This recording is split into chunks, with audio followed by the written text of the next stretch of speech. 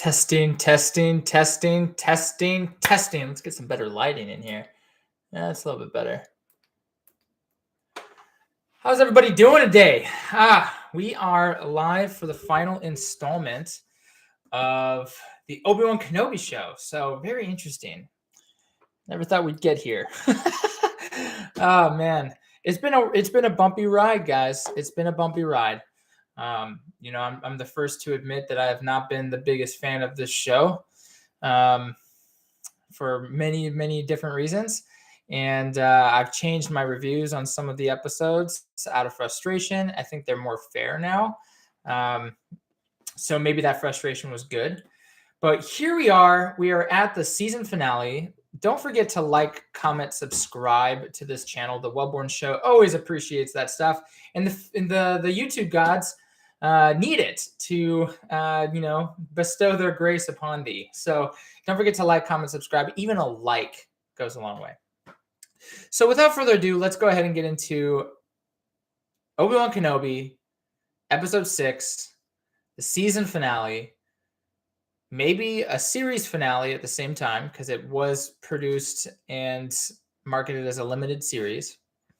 So it could be a series finale as well. And let's go into spoilers because you really can't talk about this without going into spoilers, without just saying I like it or not. So overall, this was the strongest episode by a large margin. But does that mean that it's good? That's really what I want to talk about in this episode of the Welborn Show. Is it as good as everyone's saying? Everyone's saying that this is like the best Star Wars content ever. Some people are saying it's the best Star Wars content that Disney has produced so far. So I want to talk about that piece of it. And we'll go into some spoilers too. We'll do a breakdown, a little bit of kind of the major talking points. But that's really the conversation is it as good as they're saying it is? And is it worth a season 2? Has it made up so much ground that we should, let it all go and go for a season 2? Let's just start from the beginning. We start this episode with Reeva on Tatooine. No explanation how she gets there. There's no ship that's left in the hangar after she gets stabbed in episode 5. She's stabbed, and in episode 6, she's not healed. So she's just walking around stabbed. So either she's got crazy, like superhuman abilities to just stay alive when her organs are failing, or Darth Vader just didn't stab her in a meaningful way. Like maybe he stabbed her in like, I don't know, like right here so that it barely did anything. I have no idea. It really confuses me because if she was stabbed anywhere here or here, you can't be just walking around with a hole in your body. And the reason why we know that she's stabbed is because Owen sees that she's bleeding and like digs in when when they're having a tussle, when they're having a fist fight. He digs in and tries to use that wound as a way to subdue her. So we know that she's injured. And that just doesn't work. It doesn't work in any way. It's kind of laughable. No, it is laughable. And it's surprising that not more people are kind of bringing that up. We just kind of let the stabbing go. I can't let the stabbing go because it's just unfathomable. It's without fathom. Well, hashtag shout out to Megamind there. So we start on Tatooine and we see that they're doing some water rations. Tatooine's notorious for not having a lot of water. That's why moisture farmers are a thing. And I don't know why they had the need to bring back the butcher manager, but they bring back that mean old man from the beginning of the show who busts and cuts in line. And he's like, "Do you have a problem with what I'm doing?" And of course, I know why they brought it back, because they had to bring back a dude that, you know, you can justify not liking. So Reeva can step in and save the day. It's just political nonsense that people shove into shows and movies. So really, really irritating. Of course, they find some general, you know, biker looking white old man for Reeva to step in and put in his place, which was super irritating. But Reeva steps in and saves the day, and then asks where Owen is. Now she knows what Owen looks like because maybe the Force brought them together earlier in the show, or just lazy writing, one of the two. So she knows what he looks like. She can put two and two together, and she just needs to know where he lives. Now, then it flashes back to Obi-Wan and the rest of the squad. They are in yet another Star Wars slow chase in the middle of space. We need to stop writing those scenes. It's just painful to watch. But they're in another slow chase in space, and Obi-Wan decides to sacrifice himself. Leia is obviously not happy about that, but she eventually comes around through a couple talking sessions with both Obi-Wan and Haja, I think is how you pronounce his name, the comedian guy who's in Star Wars now. I don't know how I feel about known actors being in Star Wars. The reason why is because it takes me out of the scene. Like, I don't want to ever see Tom Cruise in Star Wars. It's just weird, you know. And Haja, you know, the actor that plays him, I don't know his actual name. I want to say he's a big movie star. He's been in Marvel. He's been in a couple other things. But he's known enough for me to recognize his face, and it pulls me out. Same thing with I don't know his name either, but I believe it's Ice Cube's son who plays, you know, one of the leaders of this rebellion, or, you know, this crew that they're on. I don't know him, you know, from a lot of the stuff he's done either, but I knew his face when I saw it, and it just throws me out of this. It just throws me off. I don't know if I want to see known actors in Star Wars. The reason why Obi-Wan can get a pass is because he's been established in the lore.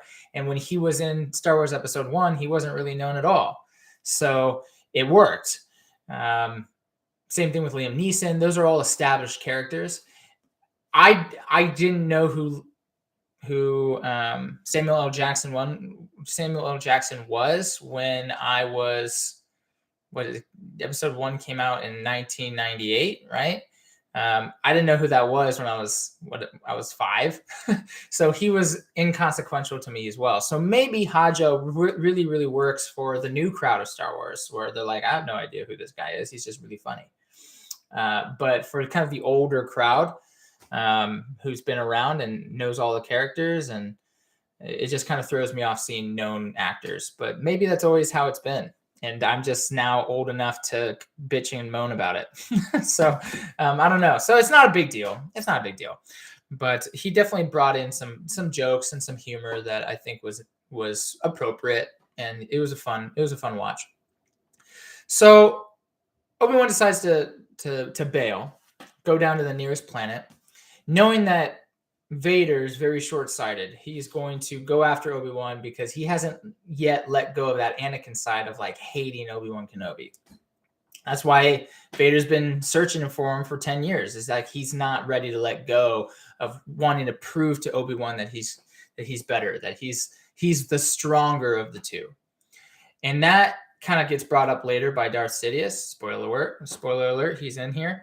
But the thing that doesn't work in this show is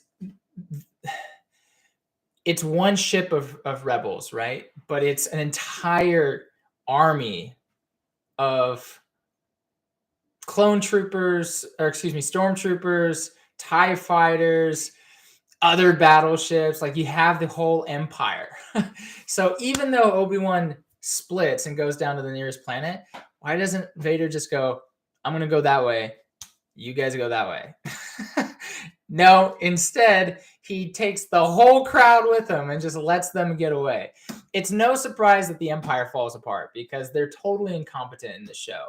More incompetent than they've ever been. And they've been pretty incompetent from the beginning. Bad aim, bad decision-making, bad everything. But this show takes it to a whole new level. Like, it's almost unwatchable if you're looking at it from like a logical standpoint of making strategic military decisions. It doesn't make any fucking sense. If you want to go after Obi Wan Kenobi, by all means, you want to go alone. I must face him alone, right? That's what he says in the episode. Well, go do that, but let us go and wipe out the rest of them. Or if you want us to stick around, so you have, you can fly back. Let us send like 500 TIE fighters that way. The reason why they don't do that is because the show wouldn't work. They would just die immediately. So they have to get, because we know how the story ends, they have to get these characters to where they need to be. But because of that same reason, it's super silly. But let's move on. So they land on the planet. Darth Vader has a very bad habit of just not parking close. He's the guy that parks in the far corner of Walmart and just and walks a half a mile just to get to where he wants to be, just to have his cape flap around.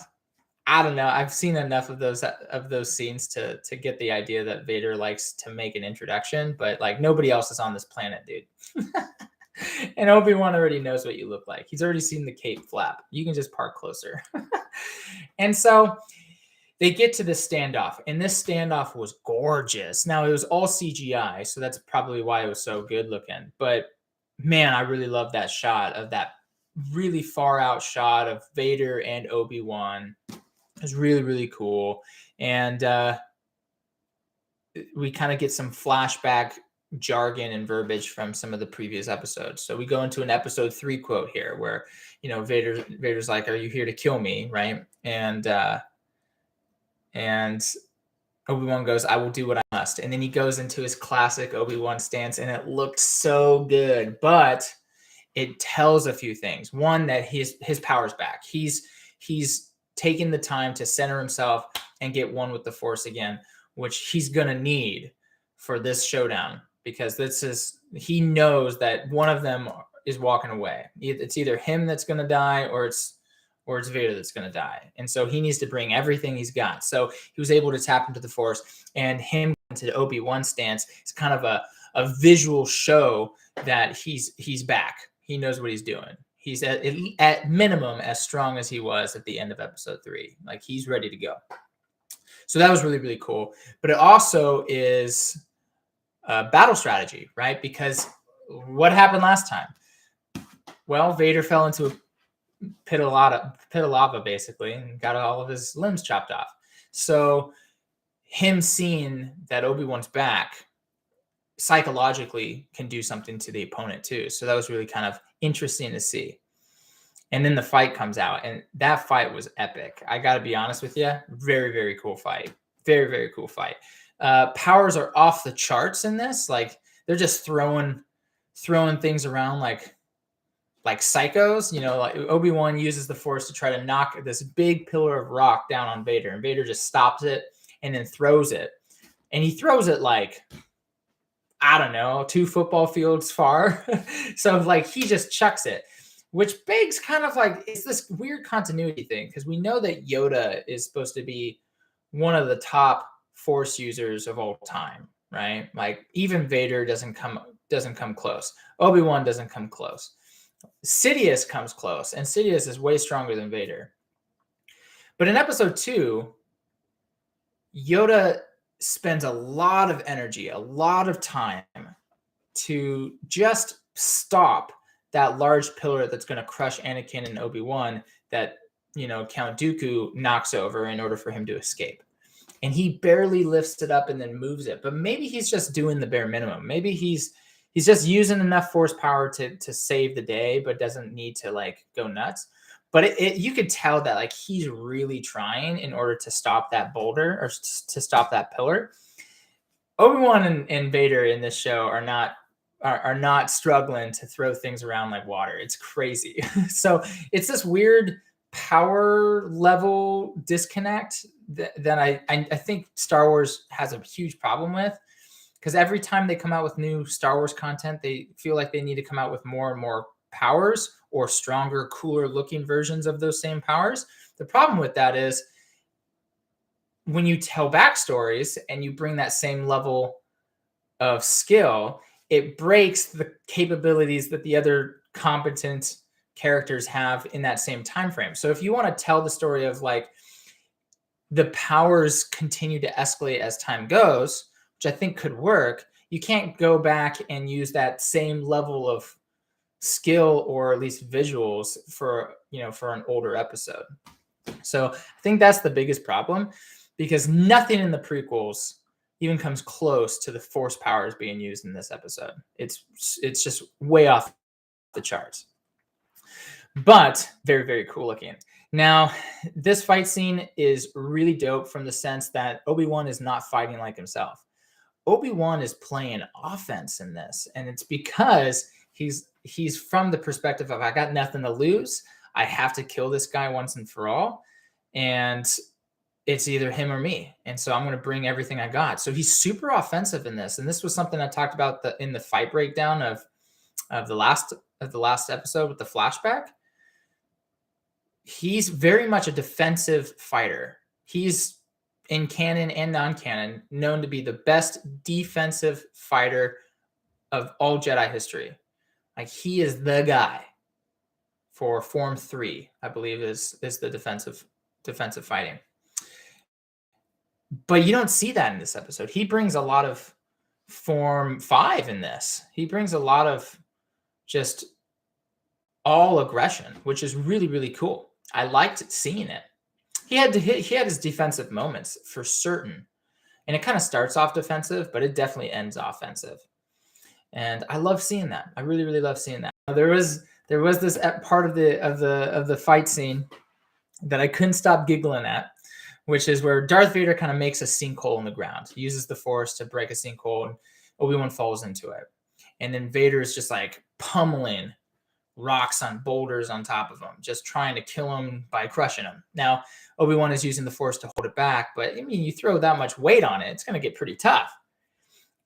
Now we have this juxtaposition of last time they had a real duel, Obi-Wan had the high ground. Vader didn't listen, tried to jump over him, and got all of his limbs chopped off. Now, in real combat, you actually don't really want the high ground because you have more surface area that you have to cover. Having the low ground is actually easier because you have a far less that the opponent can hit. But I guess not in Star Wars. So Obi-Wan had the high ground last time. They wrote it to where Obi-Wan had the low ground in this one, and Anakin didn't know what to do with it. I mean, he tried to kill him, but he didn't finish. Vader is the worst at finishing the job. Just horrible. Just horrible. Doesn't kill Reeva. Doesn't stick around to make sure that Obi-Wan Kenobi dies. He just doesn't finish the job. And that goes back to the incompetency of the Empire, especially Vader in this show. That was my biggest gripe, is they make Vader a total moron in this show. And it kind of shows up in this aspect too, is he doesn't know how to finish the job. I mean, you were good at it at once. Like, you killed all the Jedi. You made sure that they were dead until they wrote that he didn't make sure that they were dead. And Reeva got away.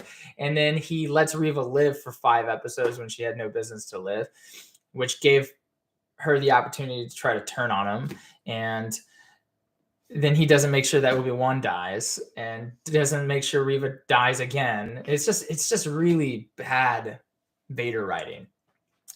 So Vader has the high ground. He just doesn't know what to do with it. He's like, I got here, but now what do I do? And so he thinks Obi-Wan dies and he walks away, or eventually will die. Like, he won't have enough Force ability to be able to hold off the pure weight of all that rock, and he'll eventually get tired and he'll get crushed. So he figures it's done, and he starts to walk away. Obi-Wan is losing that battle, but then he starts to remember who he's fighting for. The problem I have with this is that he's fighting for Leia. He should be fighting for at least both of them. You only see one little flashback of Luke in that whole flashback scene of him starting to remember who he's fighting for. You see all Leia, and I have a big problem with that, because he's on guard duty. Like, his job is to protect Luke. And so he should at least be 50-50 in that. Why am I fighting this good fight here? But it's like 99% Leia. And I guess it's because she's the main sibling of the two that's in this show, but it really should have been at least 50-50. But Disney Star Wars has been from the very beginning trying to just shit all over Luke Skywalker and the whole character that is Luke Skywalker. And so it doesn't surprise me that they did that either. But it brings him back and it kind of gives him that extra jolt of life that he needs. He pushes all the rock off. Now, I would have loved to have seen a force jump here because I haven't seen a good looking force jump since the prequels. The sequels with Rey and Kylo Ren, those force jumps are atrocious. And I never want to think of those movies again. And so I would have loved to see a force jump. He kind of does one. He runs up the rock using the force. And then he gets like a little extra bunny hop at the top, which was cool. It showed some athleticism. It showed that the force can be more than just like one jump. It can help you be quite agile, which we know Yoda leverages a lot. It's nice to see a humanoid kind of leverage the same. And then he uses the force to sneak up on Vader. He uses the force to hide the sounds of his footsteps to sneak up on Vader to try to take him out. Vader, of course, senses this, and they go back into a duel. But this time, instead of Obi-Wan playing defensive, he's super offensive, and brings the heat. It was cool to see. I love seeing the force power that Obi-Wan can command because you never see it. You literally never see it. You see a force push in episode 3. You see a couple force jumps that Obi-Wan's done in the past. You've seen some mind tricks in episode 4, but you've never really seen full power from Obi-Wan, which is really cool to see. He lifts up a bunch of rocks and is just pummeling Vader with rocks, it's kind of a Vader move. It could be what makes him use that same level, like lower level, but same type of technique on Luke in episode 5. He starts throwing a bunch of boxes on Luke, and Luke doesn't know how to defend that because he hasn't learned how to command the force yet because he's not a Jedi. And so Luke loses that and he falls out a window or whatnot. But that could have been learned from this scene, which is kind of nice. I don't think I've seen anybody on the internet make that connection yet, because Obi-Wan just beats the shit out of him, and then goes back onto the offensive and breaks his, breathing up his command center on his suit with the butt of his lightsaber, which was really cool to see. And it really made it hard for Vader to keep form. Now, remember, this is Vader 10 years after getting the suit. He's still trying to get used to it. Sidious purposely gave him the worst technology that he possibly could to punish Vader for failing, but also to keep him in a pit of rage because it's uncomfortable, it hurts, it's painful to wear, it's heavy, and so it keeps him focused on being, that anger machine that Sidious needs him to be. But it makes it very hard to move. In non-canon, he can't even raise his hands above his head, right? So he has to fight like this, and you don't see quite that level of immobility in the canon, Disney Star Wars, but you can definitely tell that he has a mobility problem, and losing his ability to easily breathe through his breathe through his mask makes it very difficult for him to keep up this fight. And eventually Obi-Wan slashes him across the helmet, knocks off half of his helmet. Now he knocks off the left side of his helmet. And in Rebels, I believe it's Ahsoka who knocks off the right side. So kind of cool thing there, because Rebels happens not too far after this show. And it gives Obi-Wan an opportunity to see Anakin again. Like to really see his face, not just the mask that is portrayed.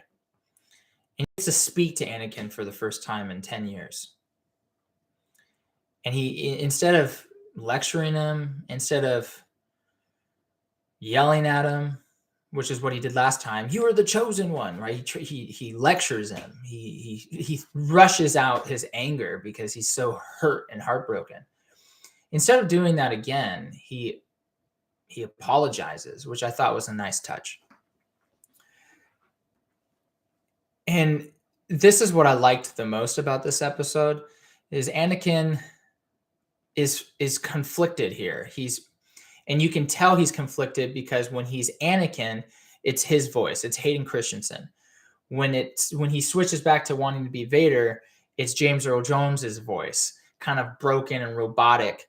And that combination of the two was really cool. So when you could hear Anakin's voice, you knew it was all Anakin. When it was a kind of a hybrid of the two, he was starting to transition fluidly back into Vader, and then it would turn into James Earl Jones, and you could tell that it was Vader again. Super, super cool. Very emotional. Obi-Wan's crying, and he's heartbroken again. And that's this whole show, right? It's him trying to overcome the depression and being heartbroken from losing his brother, right? His best friend. And Anakin says, Obi-Wan apologizes for everything, the whole, for all of it. And Vader says, it wasn't you that failed me. It wasn't you that killed Anakin Skywalker. I killed Anakin Skywalker. And that allowed, I think that was Anakin a little bit purposely giving Obi-Wan the ability to go ahead and move on. This is it. It's not your fault. This is a decision that I've made. And that gave Obi-Wan the freedom. It unshackled his chains. It showed him that, okay, that burden, that guilt, that sorrow that I've been carrying around was sorrow that I put on myself. He doesn't even really blame me for killing Anakin. It was a decision that he made. And at any point, he has the decision to move away from that and go back to who he really, who Obi-Wan really wants him to be, which is Anakin Skywalker. At any point, he can do that, and he just chooses not to. And it made him take pity on him, as opposed to either hating himself or hating Vader. And I loved that. I loved that. Where I think it kind of gets a little muddy is Obi-Wan decides to leave him there. I have a big problem with that, mostly because Vader goes on to kill billions of people. And it's all Obi-Wan's fault. And I understand that you can't kill Vader in that scene because he has to be in the next one. But that's the biggest problem with telling a story where we know the ending, especially a duel, where we know that Obi-Wan has to win. Because in episode 4, something that Vader says is, when I left you, I was but the learner, now I am the master. So that means that the most recent time that they've connected, Obi-Wan has won again. He's taught Vader a lesson. He's defeated him in some way. So it needs to be an Obi-Wan win. But the problem with Obi-Wan winning, where you know that Vader lives on, is that you can't kill him. But the big problem with not killing him is that you're the reason that Alderaan explodes, billions of people die. You're the reason why there's terror and slavery in the galaxy. You're the reason why the Wookiees are still enslaved. Because you could have ended it right there. Now, it wouldn't have ended the entire empire, but it would have put a massive dent in how the empire was ran.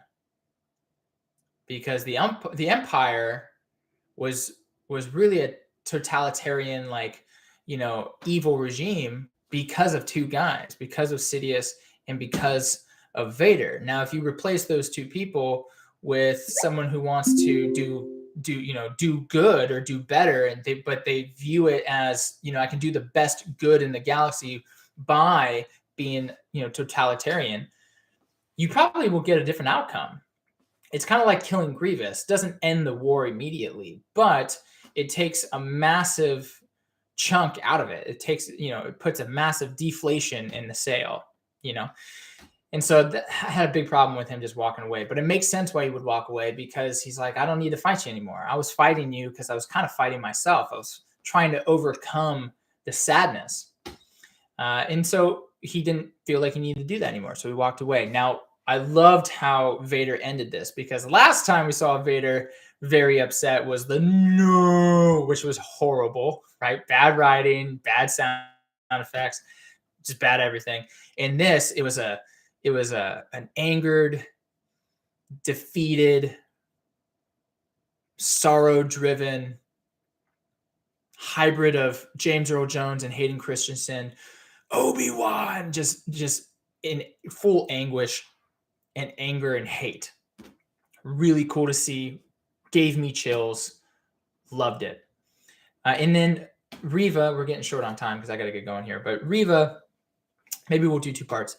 Reeva, this entire time has been chasing down Luke, and Owen wants to get out of there, but Beru doesn't want to. She wants to stay and fight. I have a lot of problems with that whole dynamic, but that's for another video. But long story short, Reeva finds Luke and decides to not kill him because she realizes that by killing him, she's really becoming Vader, who she hates. She doesn't want to be Vader. She wants to defeat Vader. And so she decides to keep alive. And Luke doesn't see a lightsaber, which is perfect because he's never seen a lightsaber in episode 4. So that would have really broken canon. The problem I have with this is that Reeva's killed a lot of kids at this point. She has a dead kid in her basement. So what is it about this kid that she has all of a sudden a problem with killing? It doesn't make any sense. We just listened to Tala talk about how the Inquisitors showed up and murdered a bunch of kids. Who do you think was there? Reeva. So she's already killed a bunch of kids. So why is this kid the thing that tips you over the edge? And just because you spare this one child doesn't mean that you're anywhere close to being a Jedi again. A lot of people on the internet are like, oh, she went back to the light side. She just chopped off this woman's hand like 3 episodes ago or whatever. So, and she has a dead kid in the basement, and it doesn't work for me. I see where they're trying to go, but Reeva's character was just really poorly written. It's not Moses' fault. Moses is the actress. It's not her fault at all. Don't pick on her as an actress. You can critique and work on the character, I think is a fair point to do, but don't pick on her as a person. But that character was just horrible. I'm not a Reeva fan at all. But we're going to get a spin-off show because that's what Disney does. But Obi Wan shows up back on Tatooine, kind of comforts Reeva, tells her that she has a choice, which Vader had a choice too. Like, you have a choice of what you want to do from here. And Reeva gives up the lightsaber, puts it in the sand. It's too many lightsabers buried in that fucking sand.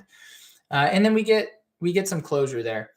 And Obi-Wan realizes that he doesn't need to just micromanage Luke. Luke just needs to grow up. He doesn't need to go into Jedi training right now. He realizes patience and delegation to trust in others to do their jobs as well, to help Luke become who he's really supposed to be. That, I think, was the big moral of this show. And they got to that story too late. They got it in the last 4 minutes of the show. It should have really been clear throughout this entire show that he needs to learn patience and trust in the other people that are supposed to be helping him on this journey. And so Obi-Wan gets to meet Luke and gives him a hello there, which just warms my heart. I mean, it's just so great to hear that line. And Ewan McGregor just kills it with that line.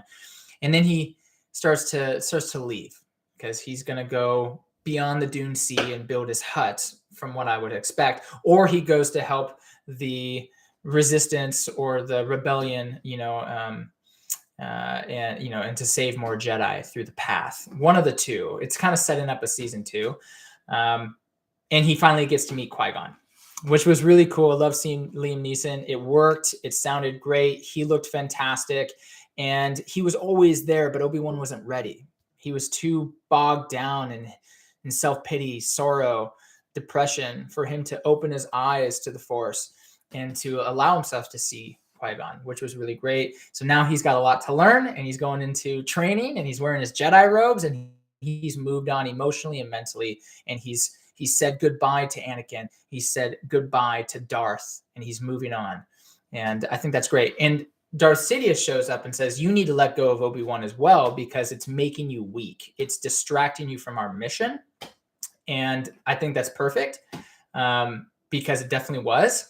And you can see that parallelism, right? And that, I think, the show in episode 4. And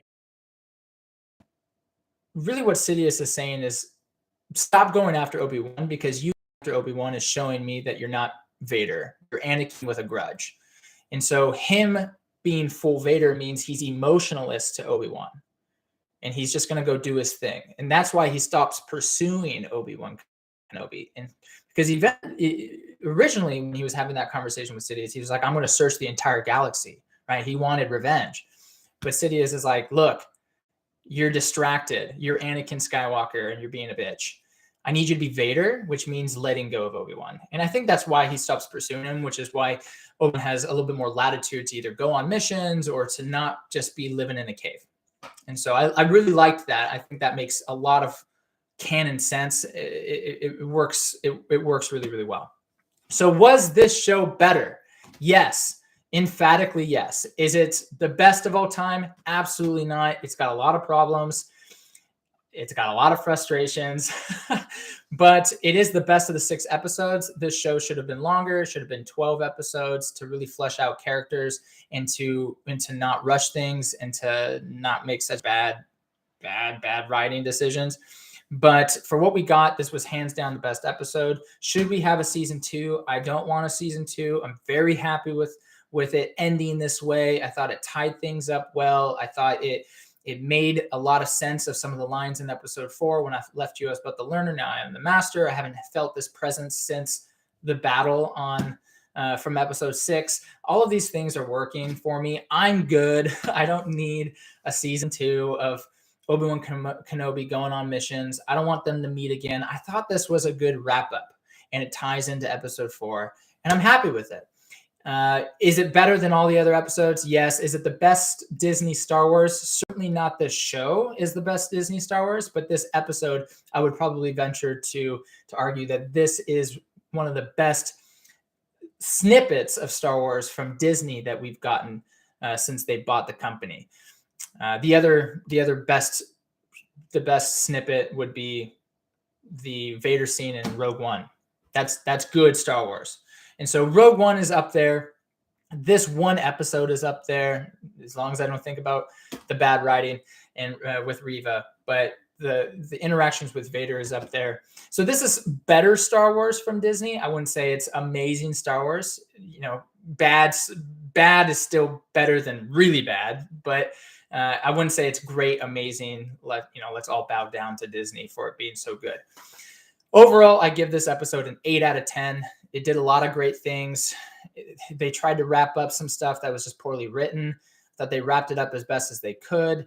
So overall, I'm content with moving on. I don't want to think about all the bad episodes again. I'll probably just watch this one episode again because I liked this episode. I just wish all 6 episodes could have been this. So was it better? Yes. The best Disney Star Wars of all time? No, but it's definitely up there and is being better than the really bad shit that they've come out with, like the sequels or Boba Fett. That stuff is garbage, but this is better Star Wars. And I like to see it end on a high note, and I don't want a season 2. I'm good.